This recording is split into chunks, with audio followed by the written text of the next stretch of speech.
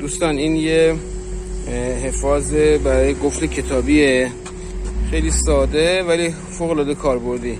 اینه که به درد نصب کنی تقریبا دستی به قفل کتابی رو نمیگم غیر ممکن میکنه، ولی سخت‌تر میکنه دیگه. نمیتونن به راحتی اینجا برش بدن و اگر میخوام به کتابی برسن به خاطر برش ها از سنجاقی بخوام قفلش واسه حساب شده است، واسه برش اگر بخوام بهش برسن بعد حتما اینو بکنن.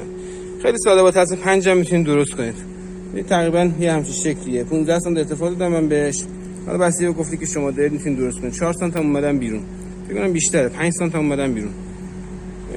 تقریبا یه حفاظ 5 سانتی 15 سانتی گفت کتابی به راحتی میره داخلش و ببینید اینجوری میشه، به راحتی محفوظش میکنه.